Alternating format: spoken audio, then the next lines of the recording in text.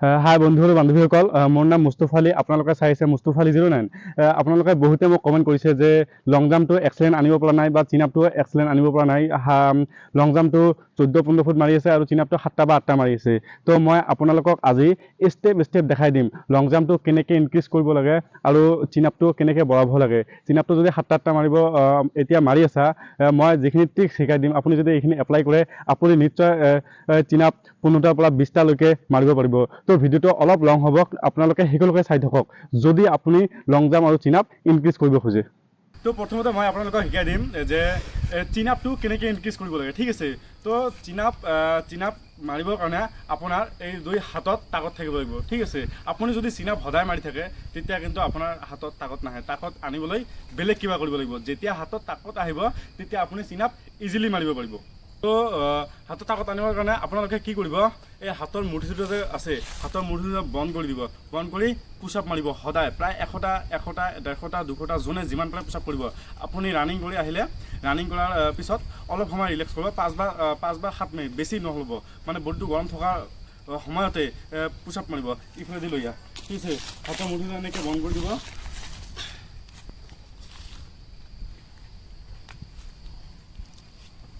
এনেকৈ পুছআপ মাৰিব, ঠিক আছে।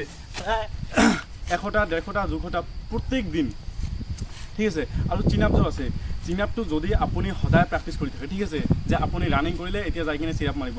যদি আপুনি চিনাপ সদায় প্ৰেক্টিছ কৰে তেন্তে আপোনাৰ চিনাপ কিন্তু কমি আহিব। প্ৰথম দিনা আপুনি যদি চিনাপ কৰে আপুনি 10টা যদি মাৰিব পাৰে, আপুনি যদি নেক্সটৰ দিনা মাৰে আপুনি 7টাৰ পৰা 8টাই মাৰিব। তো চিনাপ একচুৱেলি চিনাপ সপ্তাহত দুদিন মাৰিব, ঠিক আছে। আৰু দিনত এবাৰে মাৰিব, যিমানখিনি আপুনি পাৰে। এবাৰত যদি 10টাই মাৰিছে 15টাই মাৰিছে বা 7টাই মাৰিছে, মুঠতে এবাৰে মাৰিব। যেতিয়া আপুনি সদায় 100টা 150টা 200টা পুছআপ মাৰিব, ঠিক আছে। আৰু যদি এসপ্তাহৰ পিছত আপুনি যাই কিনে চিনাপ মাৰে তেতিয়াহ'লে আপোনাৰ চিনাপ 100% ইনক্ৰিজ হ'ব। আৰু আপুনি ইণ্টাৰভিউৰ প্ৰায় এসপ্তাহ আগৰ পৰাই চিনাপৰ প্ৰেক্টিছ নকৰিব। আৰু চিনাপ মৰাৰ যিটো একদম সঠিক তৰিকা আছে মই আপোনালোকক শিকাই দি আছোঁ। আপোনালোকে আপুনি যেতিয়া ইণ্টাৰভিউ দিব যাব, ক'ৰবাত যাই চাব যে এনেকুৱা কাট লগোৱা আছে বা ক'ৰবাত পাইপ লগোৱা থাকে। তো আপোনাৰ য'ত মানে আপোনাৰ ইণ্টাৰভিউ কৰিব তাৰ এইটো হেডকোৱাৰ্টাৰৰ ওপৰত আপোনাৰ এইটো ডিপেণ্ড কৰে। তো এইটো একো মেজৰ নকৰে, ঠিক আছে। আপোনাৰ যিটো চিনাপৰ নিয়মটো আছে, আপুনি যদি এনেকৈ মাৰে তেন্তে কিন্তু আপুনি ডিছকুৱালিফাই হৈ যাব। এনেকৈ আপোনাক মাৰিব নিদিয়ে, ঠিক আছে। আপোনাৰ চিনাপ মাৰিবলৈ আপোনাক কি কৰিব লাগিব, 1 নম্বৰ এনেকৈ ধৰিব লাগিব, ঠিক আছে। একদম বডি পূৰা ফিট কৰি দিবা, ঠিক আছে। এনেকুৱা নহয় বা কোনোবা এনেকুৱা থাকে, এনেকুৱা নহয়, বডি পূৰা ফিট কৰি দিব, ঠিক আছে। আৰু ইয়াত বহুত মানুহে কি কৰে, কোনোবাই আছে যে ইমান গেপ ৰখাই দিয়ে, ঠিক আছে। কোনোবাই আছে ইমান গেপ ৰখাই দিয়ে, আৰু কোনোবাই আছে হাত এনেকুৱা ক্ল'জ কৰি দিয়ে। বহুতেই আছে এনেকুৱা, ঠিক আছে। এইটো আপুনি কেনেকৈ ধৰিব, ঠিক আছে। তো যিজন শকত মানুহ তাৰ কাৰণে গেপটো অলপ লাগে, আৰু যিজন মানে ক্ষীণ মানুহ মুঠতে আপোনাৰ যিটো শোল্ডাৰ আছে, ঠিক আছে, শোল্ডাৰ আৰু বডি লেভেলত এইটো ধৰিব লাগে, ঠিক আছে। যেতিয়া আপুনি শোল্ডাৰ আৰু বডি লেভেলত এনেকৈ পূৰা লেভেলত এটা ৰাখিব, নিজৰ বডিৰ লেভেলত, বেলেগক চাই লাভ নাই, ঠিক আছে। তেতিয়া আপোনালোকে ইজিলি পুছআপ কৰিব, ইজিলি চিনাপ কৰিব পাৰিব। আৰু চিনাপ কৰাৰ সময়ত বহুতে এটা ভুল কৰে, আপোনালোকে এইটো ভুল কেতিয়াও নকৰিবা। এইটো ভুল যদি কৰা তেন্তে আপোনাৰ চিনাপত বহুত এনাৰ্জি ৱেষ্ট হ'ব, ঠিক আছে। কোনোবাই আছে যে এনেকৈ চিধা বডিটো ষ্টেপ উঠাবই নোৱাৰে, ঠিক আছে। কোনোবাই চাব এই এনেকৈ বডিটো বেণ্ড কৰি দি এনেকৈ মানে কিবা কিবি কৰে, এইটোত বহুত ৱেইট লাগে। যদি এনেকৈ বেণ্ড কৰি দি এনেকুৱা কৰি তুলিব খোজে, ঠিক আছে, এনেকুৱা কৰিলে কিন্তু আপোনাৰ বহুত এনাৰ্জি ৱেষ্ট হ'ব, ঠিক আছে। মই যিখিনি কথা শিকাই দিওঁ আপুনি যদি এইখিনিতে যদি প্ৰেক্টিছ কৰি থাকে, এইখিনি মনত ৰাখি, তেন্তে আপোনাৰ চিনাপ 100% ইনক্ৰিজ হ'বই হ'ব। আৰু চিনাপ সদায় প্ৰেক্টিছ কেতিয়াও নকৰিবা, সপ্তাহত 2 দিন কৰিবা। এতিয়া মই আপোনাক শিকাই দি আছোঁ লং জাম্প কেনেকৈ মাৰিব লাগে, ঠিক আছে, বা লং জাম্প কেনেকৈ ইনক্ৰিজ কৰিব লাগে।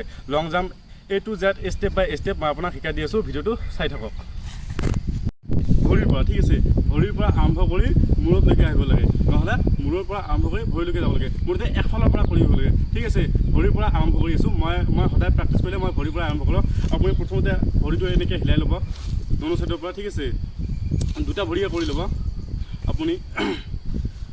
তাৰপিছত ভৰিটো আপোনাৰ বেলেঞ্চ ৰখাৰ চেষ্টা কৰিব, ঠিক আছে। এনেকৈ উঠালে, এনেকুৱা কৰিলে, ঠিক ইয়াৰ পৰাই পিছফালে, ঠিক আছে, নিজৰ বেলেঞ্চটো ৰাখিব চেষ্টা কৰিবা, ঠিক আছে। ইয়াৰ পৰা ইফালে, ঠিক তেনেকৈ ইটোও কৰিবা, এনেকৈ ইয়াত চিধা পিছফালে তাৰপিছত এনেকৈ ঠিক আছে। যেতিয়া ভৰি প্ৰেক্টিছ হ'ল অলপ কঁকাল চকাল এনেকৈ কৰি ল'বা, তাৰপিছত মূৰটো অলপ কৰিলেও হৈ গ'ল। তাৰপিছত যিখিনি প্ৰেক্টিছ আহিব আপোনাৰ এই তলৰ নাৰ্ভকেইটা অলপ খোলাৰ কাৰণে আপুনি এনে এইটো নৰ্মেল এক্সাৰচাইজ সকলোৱে জানে যে এনেকুৱা কৰিব লাগে।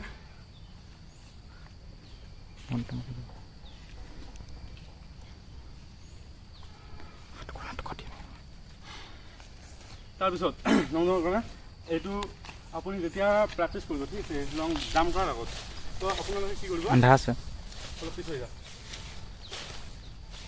এনেকৈ লং লং ষ্টেপত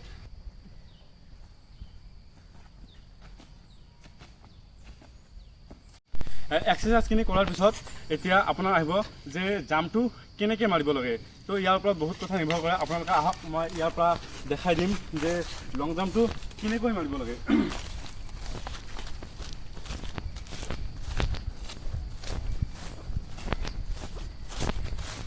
আপোনালোক ইফালৰ পৰা আপোনালোকে ভাবি লওক ঠিক আছে যে আপোনালোক এইখন ফিল্ড ঠিক আছে, ইয়াৰ পৰা জাম্প কৰিব লাগে ঠিক আছে। মানে তাতে একো জাম্প নাই, দাগ নাই বা আমাৰ ইয়াত লং জাম্প মাৰাৰ ফিল্ড নাই ঠিক আছে। সেইকাৰণে মই জাষ্ট এটা প্লেচ লৈ কিনে দেখাই দি আছোঁ। আপোনালোকে ভাবি যদি আপোনালোকে মানি লওক যে আপুনি ইয়াৰ পৰা জাম্প কৰিব ঠিক আছে।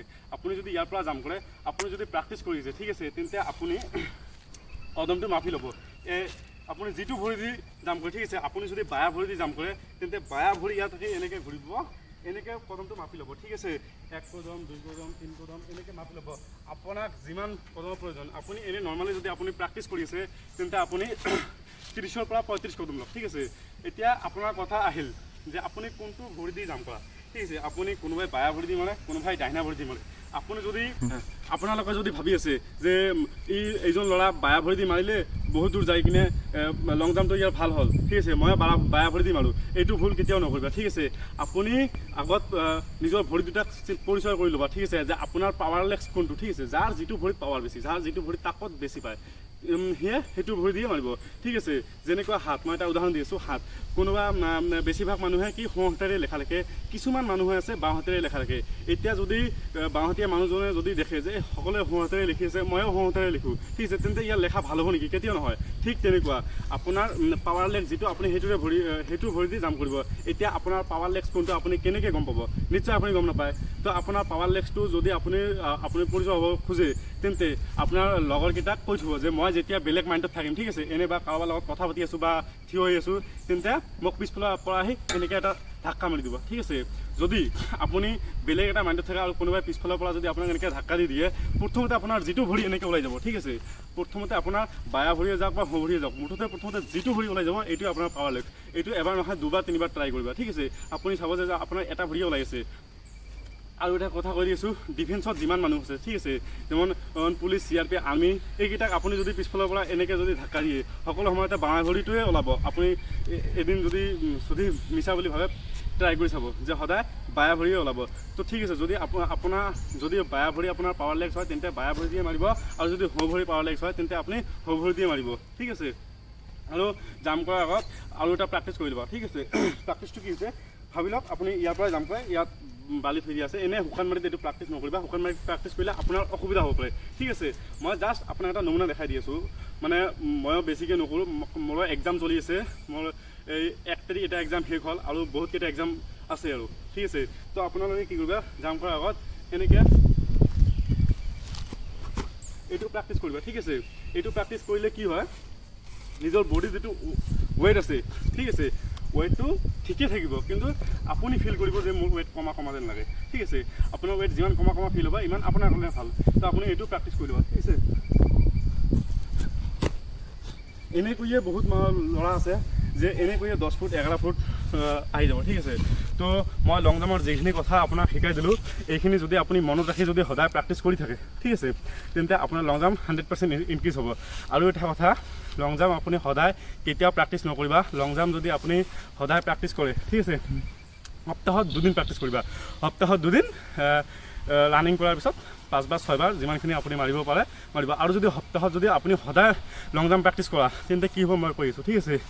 আপোনাৰ যে ভৰি আছে ভৰি যিটো এই যে হাড়টো যে আছে এইটো এটা হাড় আছে না এইটো হাড়ৰ তলেদি এনেকুৱা বিষ উঠিব আপোনাৰ ঠিক আছে আপুনি লং জাম্প মাৰাটো দূৰৰ কথা পিছৰ দিনা আপুনি দৌৰিব নোৱাৰিবা ঠিক আছে তো সেইকাৰণে লং জাম্প আপুনি লং জাম্প সদায় সপ্তাহত 2 দিন বা 3 দিনে কৰিবা যদি মেক্সিমাম পৰা 3 দিন কৰিবা ইয়াতকৈ বেছি নকৰিবা ঠিক আছে আৰু ইণ্টাৰভিউ যেতিয়া আপোনাৰ সন্মুখত আহিব এসপ্তাহ আগৰে পৰা লং জাম্প এৰি দিবা তেতিয়া যদি আপুনি ইণ্টাৰভিউত যাই কিনি লং জাম্প মাৰা আপুনি এই কেইটা ষ্টেপ ফ'ল' কৰিলে 100% আপোনাৰ এক্সেলেণ্ট আহিব ঠিক আছে তো মোৰ এই ভিডিঅ'টা যদি ভাল লাগে আপোনালোকক তেন্তে ভিডিঅ'টোত এটা লাইক কৰিব আৰু যদি আপোনাৰ কোনোবা এনেকুৱা ফ্ৰেণ্ড থাকে যাক এই ভিডিঅ'টোৰ প্ৰয়োজন আছে ভিডিঅ'টোক শ্বেয়াৰ কৰি দিব